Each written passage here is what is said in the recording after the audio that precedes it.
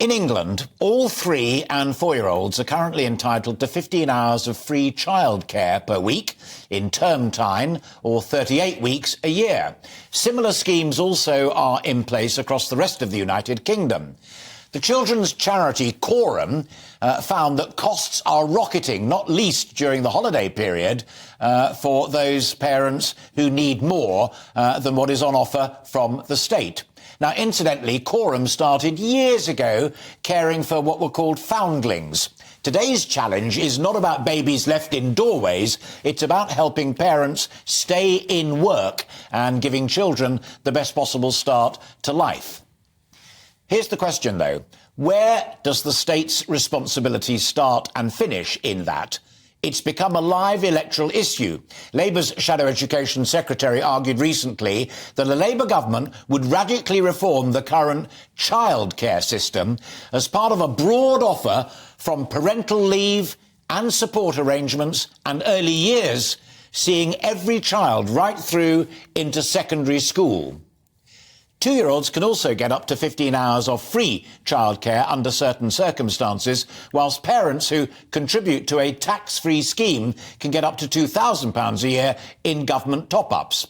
Now, the government has faced calls, including from Conservative MPs, to increase childcare subsidy. Government sources are now briefing that childcare will probably be addressed in Jeremy Hunt's spring budget on Wednesday.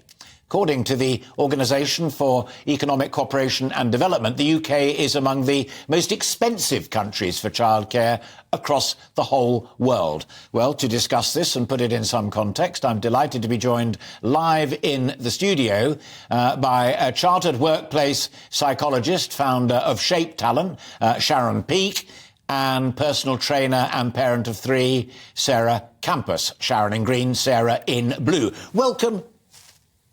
I do beg your pardon. The other way around. Sarah in green. Sarah, right? yes. I asked them to underline that to me, and I apologise for getting it wrong. Don't worry.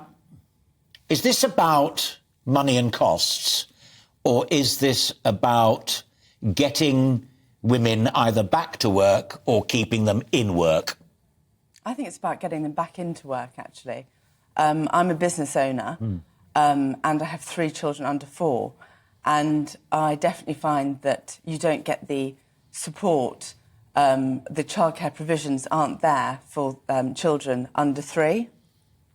So I've just actually put my 4-year-old in nursery, but only part-time. It's just very expensive, even though I do run my business online from home. As a business person, answer that question for me, if you will, that I put at the very beginning. Where does the state's responsibility start and finish? I mean, why should taxpayers fund provision of care for your children? You run a business, you're presumably very successful. Why should everybody else chip in? I run a business from home. I'm very lucky that I can do it from home, and the pandemic helped me in that situation. But for those that don't work from home and aren't self-employed like myself, they need to go back into a workplace. How are they going to have their children looked after? Something needs to be done in terms of getting those costs down. It's incredibly, incredibly expensive, especially with the cost of living crisis going up. But that something, in inverted commas, is the taxpayer dipping into his and her wallet again. Well, we're paying for it, but where's it going? It's not going anywhere. What's your answer to the same question about the degree to which, for a policy about making sure that women who want to stay in work can stay in work, or, as the government's making crystal clear now, women who've decided to call it a day and take a break from work or don't want to work at all, can be tempted to cross that bridge back into employment, as Jeremy Hunt puts it? Well, I think there's a really clear economic case for getting more women back into the workplace. So at the moment, we're hearing every day stories of women who can't afford to go back to work. So the estimates are somewhere between 500,000 and 1.7 million women are effectively locked out of the workforce because they cannot either access or can't afford childcare. So we've got this pool of women, most of who want to work, not all of them, but most of them want to work. They want to be back in work, but they can't. And the estimate estimates are that if we could get those women back to work, if we could get a large number of them back to work, we could add to the economy. There's £38 billion worth of contribution to the economy by mobilising those women in the labour workforce, by them paying income tax and so forth. And to put that in context, it's about 1% of GDP. So at a time when the economy is struggling, we could really do with this boost to the workforce and boost to the economy. This argument has also prompted an intriguing debate, and that is people who say that children benefit from spending much more time with their parents at home rather than, be it mum or dad, or both, being away at work, grafting to earn the money. Should the state consider that as well? So I'm not a child psychologist, a correction to the introduction, I'm a workplace psychologist, but my understanding of the literature is that children benefit so long as they have good quality care. So that can be at home, that can be through childcare provision, through family members. It's the quality of care that matters, not who is looking after the children that matter. But as a workplace psychologist, are there women who feel so frustrated that they're at work when in fact deep down they'd rather be at home looking after their children? Oh, look, I'm sure there are some. And in fact, one of the real challenges that I think a lot of women are facing at the moment, those that are able to get some childcare and are in the workplace, I think one of the challenges they're facing is that there is a limit on the availability of childcare, the hours that are offered. So there's this very real rush. I see it at the school gates every day of parents literally running, and the minute the childcare wraparound care finishes, to collect children. So there are definitely pressures on parents, you know, who are trying to earn money, relying on childcare, not having the flexibility of hours they want, and possibly thinking, is it all worth it? Would I be better off not paying most of my income in childcare and just staying home looking after the children? Do either or both of you think that there is an obvious and relatively simple solution to it? Go on. I do. I think the government should be funding childcare. Yeah. So have a look at what's happening in Europe. In the UK, we have one of the highest childcare costs in the world. Certainly the highest in Europe, the highest in the OECD. Couples pay over half of their income in childcare. Over half. Compare it with Germany. Couples pay 1% of their household income on childcare. They pay an average of €1,300 a year on childcare. We're paying anywhere from 15,000 extraordinary analogy that Quorum itself used when it did its research, and that is the number of families that are paying more for childcare than they are for their mortgage. Absolutely, absolutely. I mean, it's quite shocking. We could follow the lead of other European countries. I mean, the Netherlands in the next 2 years are going to cover 95% of childcare costs.